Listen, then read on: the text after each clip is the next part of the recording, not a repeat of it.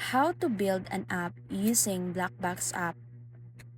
Go to use blackbox.io and sign in using your GitHub or Google account. Once inside, click on Code Chat. This is where the magic happens. In that chat, type a clear prompt. Now, review the code. If you want changes like styling or adding features, just ask in plain English. Open a code editor like VS Code. Paste the code into a new React Native or web project folder. Run it with your terminal. Now, you'll see your app working in Simulator or browser. You can edit design, add APIs, or connect a backend.